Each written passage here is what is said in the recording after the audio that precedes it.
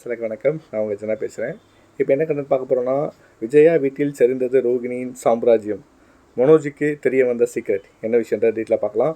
சிறகடிக்க ஆசை சீரியலில் இந்த எபிசோடில் மனோஜ் ஏமாந்த பணத்தை மீட்டு தரத்துக்கு முத்துவ மீனாவும் கொஞ்சம் அழுது தெரிஞ்சிட்ருக்காங்க. மேலும் மனோஜ் ஏமாற்றது கிடைச்சாலும் பணம் கிடைக்குமான்ற ஒரு சந்தேகம் தான் மீனா சொல்ல, அது சரிதான்ற மாதிரி பணத்தை எடுத்தவங்க இந்நேரம் செலவு செஞ்சு முடிச்சிருப்பாங்க, பணம் கிடைக்கிறது கஷ்டம் தான் பண்ணுற மாதிரி முத்து சொல்கிறாரு.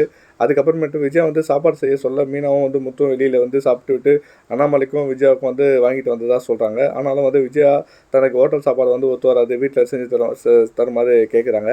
அப்போது தான் ரோகிணியும் சாப்பாடு செய்ய சொல்கிறாங்க. முத்து அதனால் தோசை சுட தெரியாமல் தோசை சுட்டு கொடுக்குறாங்க ரோகிணி.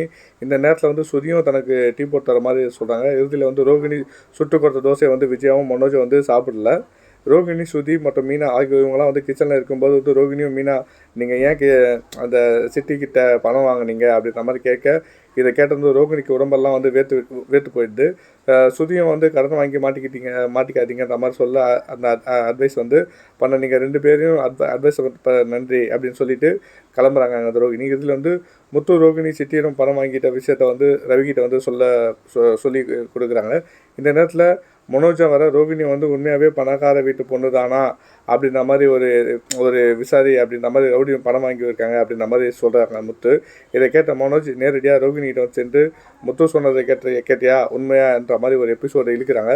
கண்டிப்பாக இந்த எபிசோடு ரொம்ப சுவாரஸ்யமாக இருக்கும். ஏன்னா மனோஜ் பேசுகிறாரு, அது உண்மை வெளியே வருமா இல்லை என்ன நடக்க போகுதுன்றதை ஃபைட் பண்ணி பார்ப்போம். தேங்க்யூ.